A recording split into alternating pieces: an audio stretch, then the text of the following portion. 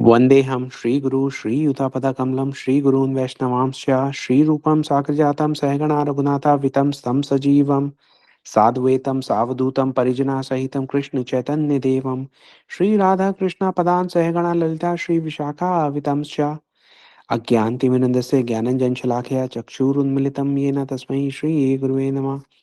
नमो विष्णुपदाय राधिकाय प्रियात्मने श्रीमद्भक्तिवेदान्त नारायण गोस्वामीति नामिने।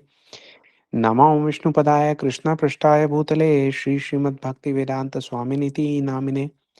वंशकल्पतरुभ्यश्च कृपा सिन्धुभ्येव च पतितनाथ पावनेभ्यो वैष्णवेभ्यो नमो नमः। नमो महावदन्याय कृष्ण प्रेम प्रदायते कृष्णाय कृष्ण चैतन्य नामने गौरात्विषे नमः। हे कृष्ण करुणा सिंधु दीनबंधु जगतपते गोपिशा गोपिका कांत राधा कांत नमस्तुते। ताप्त कंचन गौरंगी राधे वृंदावनेश्वरी वृषभानुसुते देवी प्रणमामि हरिप्रिये। जय श्री कृष्ण चैतन्य प्रभु नित्यानंद श्री अद्वैत गदाधर शिवासादि श्री गौर भक्त वृंदा। हरे कृष्ण कृष्ण कृष्ण हरे हरे, हरे राम राम राम हरे हरे। सर्वप्रथम मैं अपने दीक्षा गुरु नित्य लीला प्रविष्टा श्री श्रीमद् भक्ति वेदांत नारायण गोस्वामी महाराज जी के अभय चरण कमलों में अनंत कोटि दंडवत प्रणाम ज्ञापन करता हूँ। उनकी आयतों की कृपा की वांछा करता हूँ। तत्पश्चात मैं अपने शिक्षा गुरु नित्य लीला प्रविष्टा श्री श्रीमद् भक्ति वेदांत स्वामी महाराज श्रीला प्रभुपाद उनके अभय चरण कमलों में अनंत कोटि दंडवत प्रणाम ज्ञापन करते हुए उनकी आयतों की कृपा की वांछा करता हूँ। तत्पश्चात हमारे साथ जुड़े हुए सब वैष्णवियों के चरणों में यथा योग्य प्रणाम स्वीकार हो। आप सब लोगों का बहुत बहुत स्वागत है राम कथा के इस सत्र में।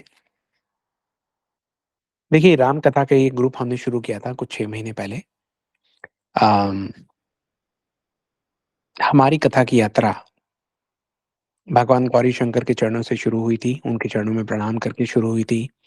हमने देखा कि किस प्रकार गोस्वामी तुलसीदास जी ने बहुत सुंदर तरीके से रामचरितमानस में हमें ये बताया, राम जी की कथा शुरू होने से पहले ही भगवान गौरी शंकर की कथा की, शिव जी की सती देवी की कथा की।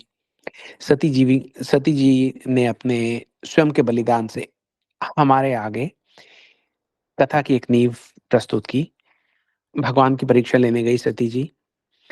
भगवान की परीक्षा लेने गई, उनको लगा कि शायद भगवान जो हैं, वो सीता जी को जगह-जगह ढूँढ रहे हैं, तो ये भगवान नहीं हो सकते। उन्होंने अपना संदेह जो है दर्शाया। भगवान की परीक्षा लेने चली गई, वहाँ पे राम जी ने अपना रूप दिखाया। सती जी ने देखा कि राम जी, सीता जी अलग है ही नहीं, हर जगह, हर समय साथ-साथ ही हैं। गोस्वामी तुलसीदास जी ने लिखा, देखे जहाँ ते रघुपति जेते शक्तिन सहित सकल सुर तेते जीव चराचर जो संसारा देखे सकल अनेक प्रकारा। सती जी ने देखा रघुनाथ जी हैं, अपनी पराशक्ति सीता जी के साथ हैं, उनके अनेक प्रकार की शक्तियां थी।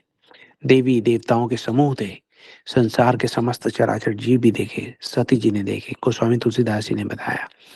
उसके बाद गोस्वामी तुलसीदास जी आगे लिखते हैं, देखे शिव विधि विष्णु अनेका अमित प्रभाव एक ते एका बंदन चरण करत प्रभु सेवा विविध वेश देखे सब देवा। राम जी में ही शिव जी भी देखे, ब्रह्मा जी भी देखे, विष्णु भी देखे, एक से एक बढ़कर असीम प्रभाव वाले देखे। देवता देखे अनगिनत, कतार लगाकर भगवान की चरण सेवा कर रहे हैं। विविध वेश देखे सब देवा, बंदन चरण करत प्रभु सेवा। सती जी को बहुत पश्चाताप हुआ। उसके आगे की कहानी कथा ये चली कि सती जी ने अपनी उस देह का त्याग कर दिया, पार्वती जी के रूप में जन्म लिया। पार्वती जी के रूप में जब जन्म लिया, उसके बाद की कथा थी कि उनका किस प्रकार से शिव जी के साथ विवाह हुआ।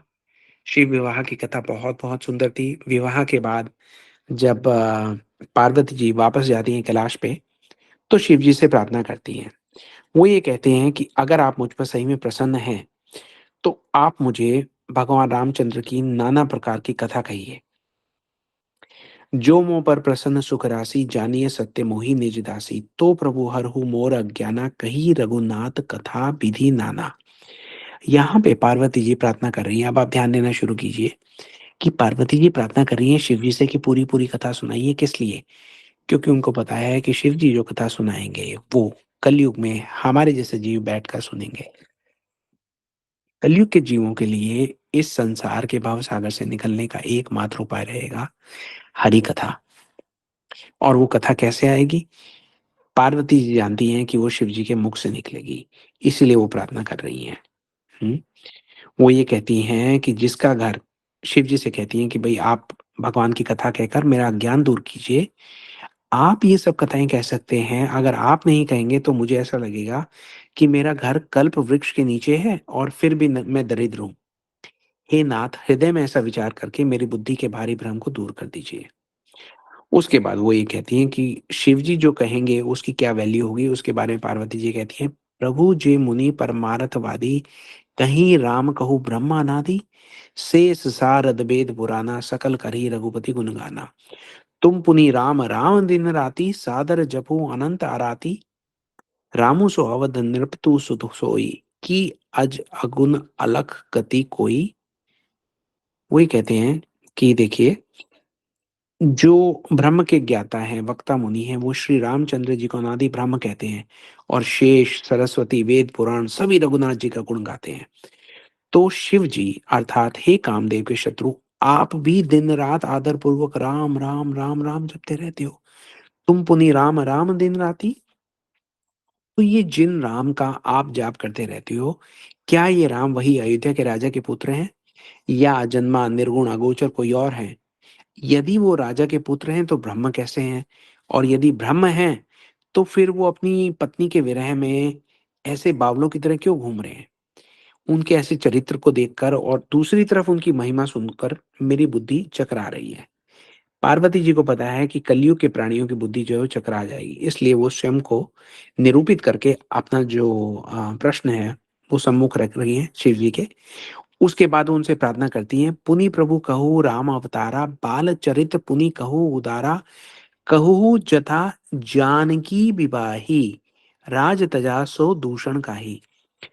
शिव जी से कहती हैं कि हे प्रभु, श्री रामचंद्र जी के अवतार की कथा कहिए, उनका उदार बाल चरित्र कहिए, फिर जिस प्रकार से उन्होंने श्री जानकी जी से विवाह किया था, वह कथा कहिए, कहूँ जथा जानकी विवाही। अब हम आज ये बात कर रहे हैं कि आज हम जानकी जी के विवाह की जो कथा है, इस सप्ताह में करेंगे, जो हमारी 4 क्लासेस हैं। लेकिन उसके पहले हम एक बार धन्यवाद करें भगवान गौरी शंकर को, जो ये कथा हमें सुना रहे हैं। क्योंकि अगर पार्वती जी ने ये प्रश्न ना किया होता, कहूँ जथा जानकी बिवाही, तो शिव जी शायद ये कथा ना ही कहते, है ना? तो शिव जी ने सुना कि ओह!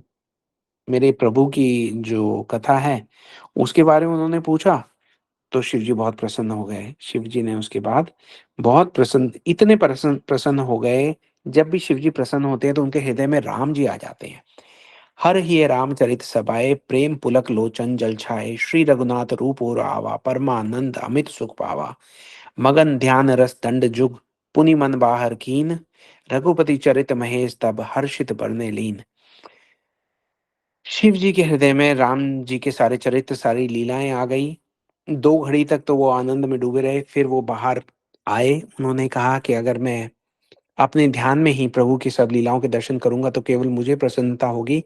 लेकिन अगर मैं कथा रूप में उन कथाओं का, उन लीलाओं का विस्तारण करूँगा, तो पूरे जगत के कल्याण का वो माध्यम बनेंगे। इसके लिए उन्होंने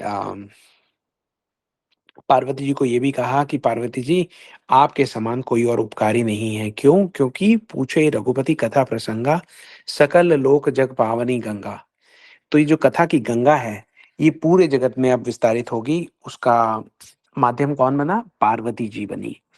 तो देखिए, आज हम अपनी राम कथा के इस यात्रा में चलते-चलते हमने सुना ठाकुर जी के अवतार के कारण, उनका जन्म लीला सुनी हमने, बाल्यकाल की लीलाएँ सुनी, गुरुकुल लीला से होते हुए आज भगवान गौरीशंकर हमें लेकर आए हैं धनुष यज्ञ सभा में।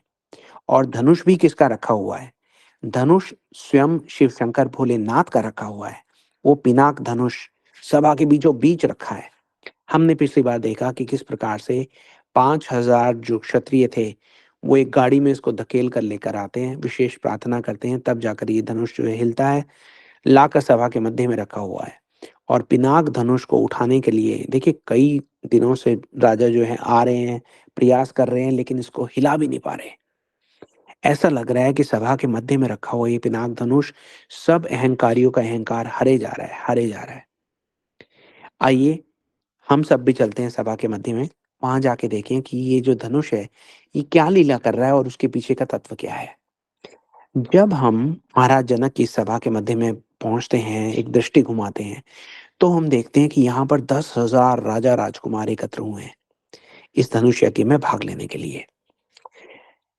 10,000 राजा तो हैं, चारों तरफ बैठे हुए हैं, उसके अलावा प्रजा बैठी हुई है, महाराज जनक बैठे हुए हैं, शतानंद जी बैठे हुए हैं, वहाँ पे विश्वामित्र जी आ गए हैं, राम लक्ष्मण जी के साथ। और जो विश्वामित्र जी का, राम लक्ष्मण जी का जो मंच है, वहाँ से एक अलौकिक छटा, एक विलक्षण आभा के दर्शन हो रहे हैं, है ना? वहाँ पर अयोध्या के दोनों राजकुमार बैठे हुए हैं। पिछली बार हमने ये भी सुना कि महाराज जनक ने आदेश दिया, उन्होंने अपने भाटों को कहा कि भैया मेरे प्रण का जो है उद्घोषण कर दीजिए। उसका मतलब ये है कि पूरी सभा को बता दीजिए कि आज हम यहाँ पर एकत्र हुए हैं तो क्यों हुए हैं। तो वो जो भाट थे, उन्होंने पूरी सभा में अपने दोनों हाथ उठाकर उन्होंने कहा कि हे पृथ्वी का पालन करने वाले सब राजागण, ध्यान से सुनिए। हम अपनी भुजा उठाकर जनक जी का विशाल प्रण कहते हैं। वो ये कहते हैं कि आप सब राजा जो यहाँ पर इकट्ठे हुए हैं, आप सबकी भुजाओं का जो बल है वो चंद्रमा है। अब ये सुन के तो राजा बड़े खुश हो गए। उन्होंने सोचा अरे वाह! हमारी बड़ी प्रशंसा हो रही है। लेकिन उसके बाद वो भाटी ये कहते हैं कि भई आप अगर चंद्रमा हैं, तो शिव जी का ये धनुष जो बीच में रखा हुआ है, ये राहु है। बहुत भारी है, बहुत कठोर है। गरुड़ कठोर विदित सब खाऊ, आप सबको पता है। हुँ? इसको उठाने के लिए रावण भी आया था और बाणासुर भी आया था। रावण बाणु महाभट भारे, देखी सरासन गवे सिधारे। दोनों आए, प्रणाम करके दूर से चले गए। इसको हिला तक नहीं पाए। इसी शिव जी के कठोर धनुष को आज इस राज समाज में जो भी तोड़ेगा, तीनों लोकों की विजय के साथ ही उसको श्री जानकी जी बिना किसी विचार के वर्ण कर लेंगी। अब जब ये सुना सब राजाओं ने, तो सारे के सारे राजा जो है वो अभिलाषित हो गए, उनको लालच आ गया। वीरता के अभिमानी तो वो थे ही, तो मन-मन में बड़े तमतमाए सारे जो हैं। गोस्वामी तुलसीदास जी लिखते हैं, "परिकर बाँधी उठे अकुलाई।" इसका मतलब अपनी कमर कस ली उन्होंने। चले इष्ट देव न सरनाई। अपने-अपने इष्ट देवों को सर पे उठाकर, याद कर कर, उनको प्रणाम कर कर आगे बढ़ना शुरू किया उन्होंने। अब जा रहे हैं जब वो, बड़े अहंकार के साथ जा रहे हैं और जैसे ही वो अहंकार के साथ जा रहे हैं, तो जो पिनाक है, वो जैसे ही देखता है कि आने वाले व्यक्ति का अहंकार है, उसका जो बल है, वो हर लेता है। पिनाक क्या है? शिव जी के धनुष है ना, वो क्या कर रहे हैं? जैसे ही देखते हैं कि अरे ये तो कोई अहंकारी व्यक्ति आ रहा है, तो उसका बल जो है पूरा का पूरा हर लेता है। यहाँ पर हमारे समझने की चीज़ ये है कि अगर भक्ति के मार्ग पर हम कहीं भी अहंकार से स्पर्श करेंगे, तो हमारा जो भक्ति का बल है वो सारा का सारा हर लिया जाएगा। हमारी भक्ति से शक्ति चली जाएगी। इसलिए कभी भी हमें अहंकार धारण नहीं करना, भक्ति मार्ग में कभी भी नहीं करना। और यहाँ पर ये पिनाक क्या है? पिनाक अब अहंकार का प्रतीक बनता जा रहा है। जो अहंकार को विजय करेगा, उसे ही भक्ति देवी स्वीकार करेंगी। सीता जी क्या है? स्वयं भक्ति स्वरूपा है, स्वयं भक्ति देवी हैं। तो देखिए ये जो जिस सूत्र की हमने बात की, जिस तत्व की हमने बात की, ये हमारी, आपकी, हम सब की भक्ति यात्रा का एक बहुत-बहुत अहम सूत्र है। अहंकार आया और भक्ति में हमें असफलता मिली। तो चलिए अब ये जो अहंकारी राजा हैं, इनका थोड़ी देर हम कथा सुनते हैं कि ये क्या कह रहे हैं। ये सारे लाइन लगाकर आगे-आगे जा रहे हैं और जैसे-जैसे पहले राजा उठता है और वो पिनाक धनुष की तरफ बढ़ता है, तो वो बढ़ रहा है पिनाक धनुष की ओर और उसके साथ ही जो सीता जी हैं, उनकी माताजी सुनैना जी हैं, उनके साथ खड़ी हुई सब सखियाँ हैं, सब मिथिलावासी, जनक जी भी, सारे के सारे राम जी की ओर देखते हैं कि भई ये राजा तो उठ के आ गया, राम जी उठ रहे हैं, हिल रहे हैं, कुछ कर रहे हैं, क्या करना चाह रहे हैं? राम जी एकदम शांत भाव से बैठे हुए हैं, वहाँ पे मंद-मंद मुस्कुरा रहे हैं। आगे विश्वामित्र जी बैठे हैं, उनके पीछे राम जी और लक्ष्मण जी बैठे हैं, कुछ नहीं कर रहे हैं, सिर्फ देख रहे हैं। अब ये जो राजा जैसे ही धनुष को उठाने के लिए आगे बढ़ता है, तो वो प्रार्थना करता जा रहा है अपने-अपने इष्ट देव से। तो ये कह रहा है कि कुछ न कुछ कीजिए कि मैं ये इस धनुष को उठा लूँ। अब वहाँ पर 10,000 राजा जो हैं वो एकत्रित हैं।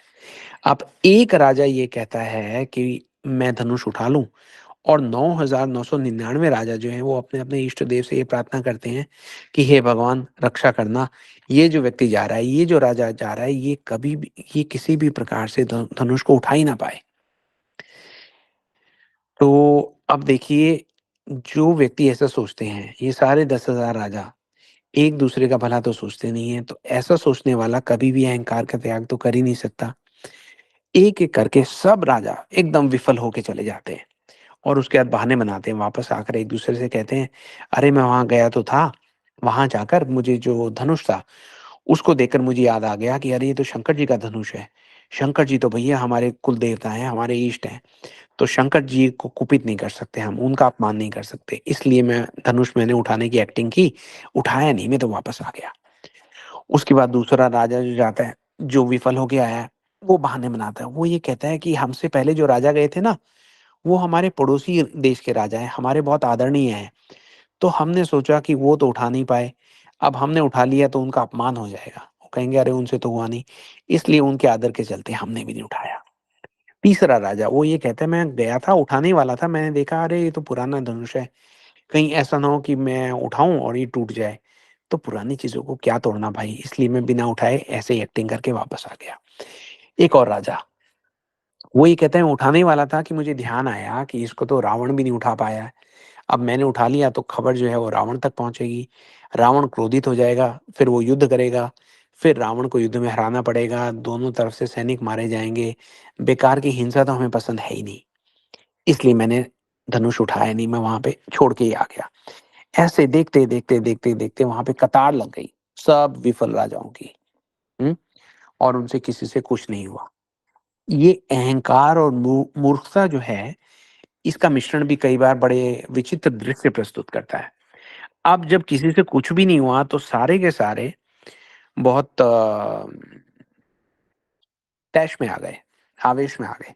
उनको समझ में नहीं आया कि अब क्या करें। सब लोगों ने मिलकर एक सभा की वहीं पर और सभा करके अब तो उन्होंने हद ही कर दी। गोस्वामी तुलसीदास जी लिखते हैं कि भूप सहज दस एकई बारा, लगे उठावन टरई न टारा, डगई न शंभु सरासनु कैसे, कामी वचन सती मुनि जैसे। 10,000 जो राजा थे सब मिलकर उस धनुष को उठाने का प्रयास करते रहे, फिर भी वो जरा सा हिला भी नहीं। हिलता कैसे? शिव जी का धनुष है ना? तो यहाँ पे गोस्वामी तुलसीदास जी कह रहे हैं कि जिस प्रकार से कामी पुरुष के वचनों से सती स्त्री का मन कभी भी चलायमान नहीं होता, उसी प्रकार शिव जी का वो धनुष जो है वो डिग के नहीं दिया। सब नृप भय जोगी उपहासी, जैसे बिनु विराग सन्यासी। गोस्वामी तुलसीदास जी कहते हैं ये सब राजा उपहास के योग्य हो गए, इनका तो वहां पे मजाक उड़ने लग गया। किस प्रकार से? जिस प्रकार से किसी सन्यासी का वैराग्य ना हो, सन्यासी का वेश तो धारण कर लिया लेकिन उसमें सन्यास के प्रति वैराग की भावना नहीं है, तो वो उपहास के योग्य हो जाता है। तो कीर्ति, विजय, वीरता इन सब को धनुष के हाथों हार-हार कर वो सारे राजा एकत्र हो गए। अब जब 10,000 जो राजा थे अ, वो इकट्ठे धनुष को उठाने लगे, तो एक ने पूछा कि भई ये क्या कर रहे हैं हम 10,000 मिलके उठा रहे हैं, लेकिन विवाह तो केवल एक से होगा। तो एक राजा ने कहा कोई बात नहीं अभी तो उठा लेते हैं, अगर उठा लिया तो फिर हम आपस में युद्ध करेंगे और जो जीतेगा उसका विवाह हो जाएगा सीता जी के साथ। अब इस प्रकार का जो दृश्य देखकर जनक जी जो हैं वो बड़े क्रोधित हो गए, उनको बहुत दुःख भी हुआ और वो देख रहे हैं कि जो राजकुमार समर्थ हैं इस धनुष को उठाने में, वो तो विश्वामित्र जी के पास चुपचाप बैठे हुए हैं। अब महाराज जनक का जो धैर्य है वो चूक गया, आवेश आ गया। महाराज जनक कहते हैं, "दीप दीप के भूपति नाना, आए सुनी हम जो पुन उठाना। देव दनुज धरि मनुज शरीरा, विपुल बीर आए रणधीरा।" मैंने जो प्रण ठाना था उसे सुनकर द्वीप द्वीप के अनेक राजा आए। बोले और ये मैं जानता हूँ कि देव धनुष धरी मनुज शरीरा, यहाँ पे देवता और दैत्य भी आए हैं मनुष्य का शरीर धारण करके, और भी बहुत सारे रणधीर आए हैं। इतने सारे लोग आए तो मुझे ऐसी उम्मीद बन गई थी कि आज कोई ना कोई तो इस धनुष को उठा ही लेगा। लेकिन मैंने देखा कि आप में से कोई उठाना तो दूर, प्रत्यंचा चढ़ाना तो दूर, इसको हिला भी नहीं पाया। तो मैं अब ये सोच रहा हूँ कि क्या मेरी कन्या के लिए जो वर योग्य है, उसे ब्रह्मा जी ने बनाया ही नहीं है क्या? कहूँ काहि यहु लाभु न भावा, कहूँ न शंकर चाप चढ़ावा, रहु चढ़ाऊ बतोर भाई, तिलु भरी भूमि न सके चढ़ाई। बोले कि किसी ने धनुष को चढ़ाना तो छोड़ो, कोई तिल भर भूमि को छुड़ा भी नहीं सका। अब जनक जी जो हैं उनको बड़ा बहुत खिन्नता होती है, क्षुब्धता होती है, क्रोध आ जाता है, आवेश में आ जाते हैं। अब ये सब सारी जो बात कह रहे हैं, ये वहाँ पर सुन रहे हैं विश्वामित्र जी भी, राम जी भी और लक्ष्मण जी भी। विश्वामित्र जी सुन रहे हैं, राम जी तो कुछ कहते नहीं, मंद-मंद मुस्कुरा रहे हैं। लक्ष्मण जी को क्रोध आ रहा है। बोले कि जनक जी क्या कह रहे हैं कि यहाँ पर आए हुए सब लोग, अब सब लोग में तो हम भी आ गए, तो क्या ये हमें भी संबोधित कर रहे हैं कि हमसे भी नहीं उठ रहा? लेकिन अब वो कुछ कहना चाह रहे हैं, कहें कैसे? गुरुजी सामने बैठे हैं और राम जी जो हैं बगल में बैठे हैं। अब उनके आगे बोलने का उनका साहस नहीं है, इसलिए चुप करके बैठे हैं। अब जनक जी आगे कहते हैं, जनक जी ये कहते हैं, "अब जनि कोई माखी भट मानी, बीर बिहीन मही मैं जानी। तजहु आस निज निज गृह जाहु, लिखा न बिधा बेदेही बिभाहु।" वो ये कहते हैं, "बीर बिहीन मही मैं जानी।" वो ये कह रहे हैं, यहाँ पर जितने भी लोग उपस्थित हैं, आज के बाद स्वयं को वीर का संबोधन कहकर आप संबोधित मत कीजिएगा। मैं ये जान गया कि ये पृथ्वी जो है वो वीरों से खाली हो गई है। अब सारे के सारे आप आसन छोड़िए और अपने-अपने घर जाइए। मैं इस बात को स्वीकार कर रहा हूँ कि ब्रह्मा जी ने सीता का विवाह होना लिखा ही नहीं है। मैंने ये क्या प्रण कर लिया? अब अगर मैं प्रण छोड़ता हूँ तो मेरा पुण्य जाता है, और अगर प्रण के पीछे जाता हूँ तो मेरी कन्या कुँवारी रह जाती है। बोले ये मेरे से प्रण ही गलत हो गया। अगर मैं जानता कि इस पृथ्वी पर कोई वीर बचा ही नहीं है, तो मैं ऐसा प्रण करता ही नहीं। अब ये जो बात बोल दी जनक जी ने कि वीर विहीन मही मैं जानी, हुँ? और अगर मैं जानता कि ये पृथ्वी वीरों से शून्य है, तो मैं ऐसा प्रण करता ही नहीं। अब लक्ष्मण जी से रुका नहीं गया। जनक बचन सुनी सब नर नारी, देखे ही जानकी भय दुखारी। माखे लखन कुटिल भई बोहे, रद पट फरकत नयन रिसोए। अब जनक जी ने जब ये बात की, तो लक्ष्मण जी की जो बोहें हैं, त्रिकुटी जो है, उसपे वो टेढ़ी हो गई। उनके होंठ जो हैं फड़कने लग गए, नेत्र लाल हो गए। अब जनक जी को बोलते-बोलते ऐसा लग रहा है कि पृथ्वी हिलने लगी है और आकाश में जो है वो बिजली चमकने लगी है। क्या कारण हो सकता है? सब लोग देख रहे हैं कि क्या हुआ? उनको किसी को पता नहीं है कि लक्ष्मण जी खड़े होके कुछ बोलने बोलने वाले हैं। कहीं न सकत रघुपति डर लगे बचन जनुबान, नाई राम पद कमल सिरु बोले गिरा प्रमाण। लक्ष्मण जी राम भैया के डर से कुछ कह तो सकते नहीं थे, लेकिन जब उन्होंने जनक जी के वचन सुन लिए, तो उन्होंने अब क्या किया? श्री रामचंद्र जी के चरण कमल में उन्होंने दंडवत प्रणाम किया और खड़े हो गए। एक प्रकार से उन्होंने उनकी आज्ञा ले ली। उन्होंने ये कहा कि हे जनक, अब जैसे ही लक्ष्मण जी की आवाज़ आई, पूरी सभा में गूंज गई। जैसे जंगल में एक सिंह दहाड़ता है और सारे जानवर जो हैं वो पीछे हट के उसको सुनने लगते हैं। तो लक्ष्मण जी की दहाड़ आई कि हे जनक, ये आपने क्या कह दिया? आपको ये नहीं पता, कही जनक जसी अनुचित बाणी, विद्यमान रघुकुल मनि जानी। आपको ये भी नहीं पता कि रघुवंशियों में से जहाँ कोई एक बालक भी ऐसे समाज में हो, वहाँ पर ऐसे वचन कहने की अनुमति नहीं है आपको। और यहाँ पर आप देख रहे हैं कि विद्यमान रघुकुल मनि जानी, यहाँ पर तो स्वयं राम जी जो हैं रघुकुल शिरोमणि श्री राम स्वयं उपस्थित हैं। फिर भी आपने ये बात कही कैसे? ये अनुचित बात आपने कही कैसे?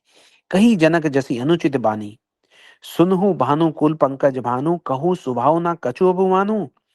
बोले हे सूर्य कुल रूपी, अब राम जी को संबोधित करते हुए कह रहे हैं, क्योंकि देखिए हमने पहले भी कहा था कि लक्ष्मण जी क्या है? लक्ष्मण जी दंड हैं, एक ध्वजा का, एक पताका का, और ध्वज क्या है? राम जी हैं। अब राम जी की महिमा को जैसे ही ऊपर करना होगा, उसके लिए लक्ष्मण जी खड़े हो जाएँगे। अब लक्ष्मण जी खड़े हो चुके हैं। वो ये अब राम जी की ओर देख के कह रहे हैं कि हे सूर्य कुल रूपी कमल के सूर्य, मैं स्वभाव से कह रहा हूँ, अभिमान से नहीं कह रहा। अगर आप एक बार मुझे आज्ञा दे दें ना, तो ये ब्रह्मांड ब्रह्मांड देखिए कितना बड़ा है और उसमें कितने ग्रह हैं। उसमें से एक ग्रह पे ये एक धनुष रखा हुआ है। पूरे के पूरे ब्रह्मांड को मैं गेंद की तरह उठा लूँ। सब लोग अब पीछे डर के पीछे हो गए हैं। एकदम बिजली कड़क रही है, लक्ष्मण जी बोल रहे हैं और वो ये कहते हैं कि और इस ब्रह्मांड को अगर मैं क्रोध में आ जाऊँ, तो उसे कच्चे घड़े की तरह फोड़ डालूँ। सकऊँ मेरी मूलक जिमि तोरी, तब प्रताप महिमा भगवाना को बापुरु पिनाक पुराना। मैं तो सुमेरु पर्वत को ऐसे तोड़ सकता हूँ जैसे मूली कोई तोड़ता है खेत से। हे भगवान, राम जी को संबोधित करते हुए कह रहे हैं कि हे भगवान, आपके प्रताप की महिमा से, मेरी महिमा से नहीं, आपके प्रताप की महिमा से ये बेचारा पुराना धनुष तो चीज ही क्या है। बोले आप एक बार आज्ञा दें तो मैं कुछ खेल करके दिखाऊं। इस धनुष को मैं ऐसे उठा लूं जैसे हाथी जो है वो कमल के फूल को अपनी सूंड से ऐसे ही डंडे को तोड़ लेता है, और बोले कि इस धनुष को उठाकर मैं 100 योजन तक दौड़कर दिखाऊं सबको।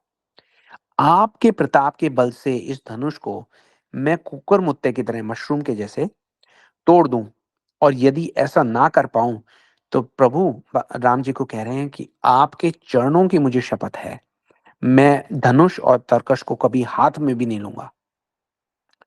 अब लक्ष्मण जी ने तो बोल दिया, पृथ्वी जो है डगमगा उठी। सब दिशाओं के जो हाथी थे वो कांप गए। सब लोग डर गए। सीता जी के हृदय में हर्ष हुआ। सीता जी ने कहा चलो लक्ष्मण जी उठ गए, अब राम जी उठेंगे। लखन सकोप बचन जे बोले, डगमगानी में दिग्गज डोले। सकल लोग सब भूप डेराने, सिया हिया हर्षु जनकु सकुचाने। जनक जी सकुचा गए कि ये मैंने क्या बोल दिया, है ना। ये लक्ष्मण जी को क्रोध आ गया, लेकिन लक्ष्मण जी ने तो साफ बोल दिया कि ये देखिए अगर आपकी आज्ञा हो तो ये भी हो जाएगा, ये भी हो जाएगा, ये भी हो जाएगा। अब लक्ष्मण जी सोच रहे हैं इतना मैंने बोल दिया, अब भी गुरुजी जो हैं वो कुछ बोले नहीं है ना? तो अब मैं क्या करूँ? तो वो ये बोले कि आपके प्रताप से इस धनुष को मैं मशरूम की तरह तोड़ के और 100 योजन तक दौड़ा चला जाऊँ।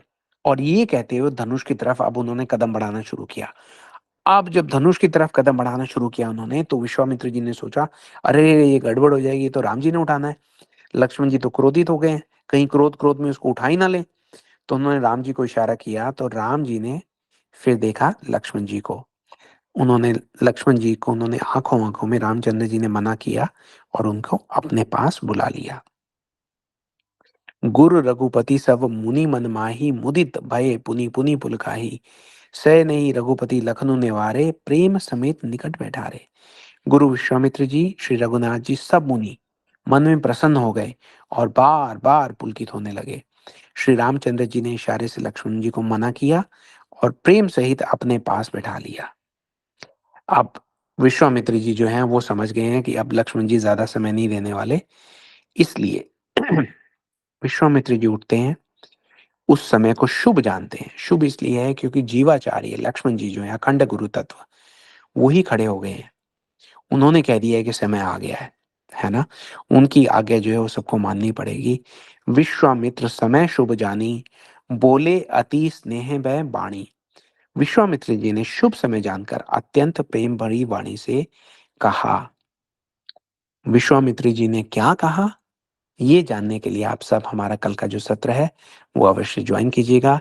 हम देखेंगे कि विश्वामित्र जी क्या कहते हैं, वो सुनकर राम जी क्या करते हैं और पूरी सभा में कौन सी लीला के कल दर्शन होते हैं। ये सब देखने के लिए, ये सब श्रवण करने के लिए, भगवान की कीर्ति गाथा की कथा को आगे सुनाने के लिए हम सब लोग कल दोबारा मिलेंगे। आज हमारे साथ आने के लिए, जुड़ने के लिए आप सब लोगों का बहुत बहुत धन्यवाद। साधुवाद। जय श्री राम, जय श्री राधे। अम, अगर आप में से किसी व्यक्ति का कोई प्रश्न है तो आप बेशक पूछ सकते हैं, अन्यथा हम इस सेशन को यहाँ पे क्लोज करके कल आप लोगों से दोबारा भेंट करेंगे। तब तक के लिए हमें आगे दीजिए।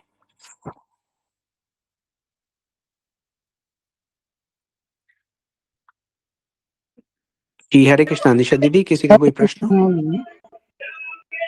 हरे हरे कृष्णा प्रभु जी, किसी का हैंड रेज नहीं था, इसलिए मैं वेट कर रही थी कोई हैंड रेज करे तो मैं नाम अनाउंस करूं।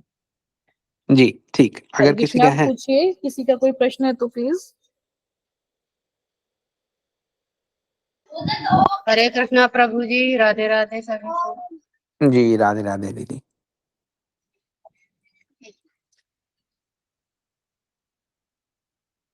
ठीक है दीदी, किसी का प्रश्न नहीं है तो फिर हम आज का सेशन यहीं पे क्लोज करते हैं और कल जी सब लोगों से दोबारा भेंट होगी। हरे हरे कृष्णा कृष्ण। धन्यवाद। धन्यवाद। हरे कृष्णा प्रभु जी, हरे कृष्णा।